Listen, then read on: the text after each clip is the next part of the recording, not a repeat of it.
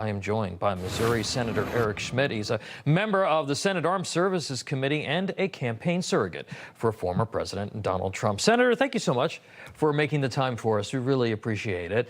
Vice President Harris hasn't held a press conference 19 days. She surfaced on Thursday. She took a couple minutes of questions. But this strategy has worked for Democrats before. Avoid the media and kind of allow the Hollywood-produced ads to sort of do the work and package you up.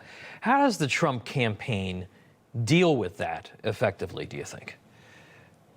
Well, I think we have to continue to get the message out about who Kamala Harris is, which is appropriate following on that segment you actually had, because her track record in the United States Senate was she was to the left of Bernie Sanders. What does that mean?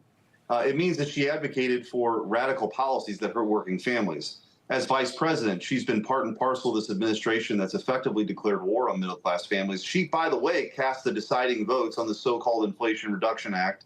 She supports the Green New Deal. She supported all these spending items that were very partisan and have broken the budgets of working families because inflation's out of control. On energy, again, the Green New Deal, those are shipping jobs overseas. So if you look at the policies, she's a total disaster. Look at immigration. She's the border czar. We have 10 million people here illegally. She fought in the Senate against Title 42. When they came in, they got rid of all those things that were working under President Trump. And we have all these problems now. So anyway, she can't run away from that. The media is going to try to allow her to do that. We've got 90 days to go. It's going to be a sprint after Labor Day. But I think the most important thing is for the American people to get more familiar with her record. And by the way, she picked a radical governor who made Minnesota a sanctuary state. I mean, I think that's a bit of a gift too. And exposed terrible decision-making. She's not competent to be president of the United States. And so I think, again, these differences will be exploited here in the coming months. I'd like to play a portion, Senator, of the latest Trump campaign ad featuring somebody I think a lot of our viewers have kind of come to know and love over the years. All of you will go to the polls, who stand there in the polling place and make a decision. I think when you make that decision, it might be well if you would ask yourself, are you better off than you were 4 years ago?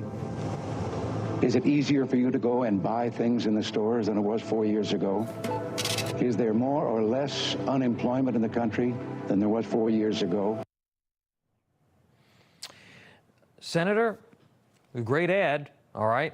I think it lays out the case, as did you just now.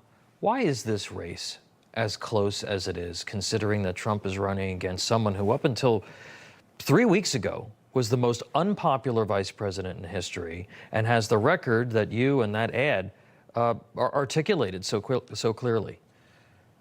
Well, I think you're typically going to have a honeymoon period, right? Anytime you have a nominee. What's unique about this is it happened by way of a coup d'etat. So that's historically unique. She's going to have her convention.